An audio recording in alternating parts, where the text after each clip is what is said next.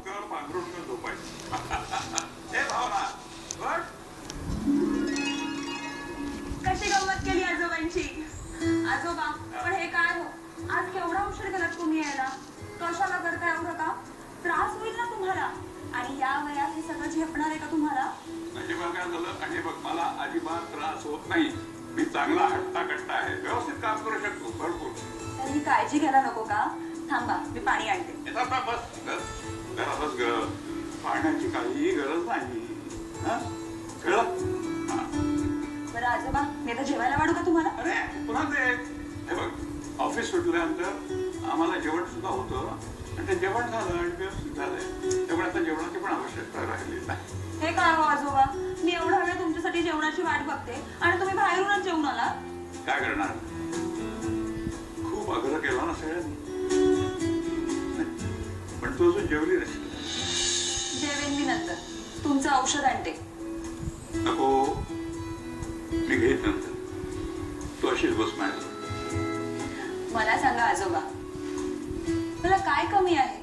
एवढं मोठं घर आहे, घरात सगळं काही आहे आणि तुमचा प्रेमळ सहवास आहे. आणखी काय हवंय मला? मोठं घर, चांगल्या चांगल्या वस्तू, चांगलं खाणं पिणं, यावरच माणसाचं सुख अवलंबून असतं. त्याला प्रेमाच्या ओलाव्याची गरज असते आणि त्याच गोष्टीला तू वंचित राहीस. नुसता आपल्या घरात पैसा आहे, समृद्धी आहे, पण आपुलकी नाही, माणूस काही प्रेम नाही. मी नाही सांभाळू शकलो सगळं. यात तुमचा काय दोष आहे आजोबा? दोष माझा नाही तर कोणाचा बेटा, दोष माझाच आहे. या घरातला कर्ता पुरुष मी आहे, पण या घरात सुख, समाधान, स्थिरता मी नाही निर्माण करू शकलो. मी सुनबाईचं मन नाही मिळवू शकलो. आईला दोष नका देऊ तुम्ही. मला ठाऊक आहे, एक ना एक दिवस आई स्वतःहून मला तिची मुलगी मान्य करेल. देव करो आणि ती वेळ लवकर येऊ. पण जोपर्यंत वत्सलाबाई नावाची वावटळ या घरात आहे, तोपर्यंत या घराला शांतता, सुख, समाधान लाभणं कठीण आहे. अशी कितीतरी वादळ तुम्ही परतवलीत आजोबा. मग आता तसे हतबल का होताय?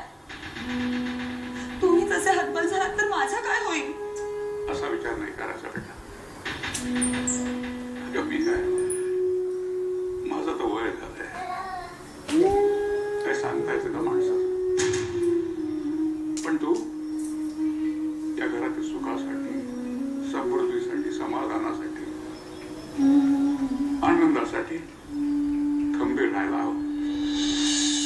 खचून जायचं. आजोबा मी नाही खचणार, कधीच नाही खचणार. मला तुमची आणि बाबांची शिकवण मिळाली आहे, आशीर्वाद मिळालाय. त्याच्या बळावरच मी माझं कर्तव्य पार पाडेन आजोबा. वा वा वा, शाबास पोरी शाबास. माझी तुझ्याकडून हीच अपेक्षा होती.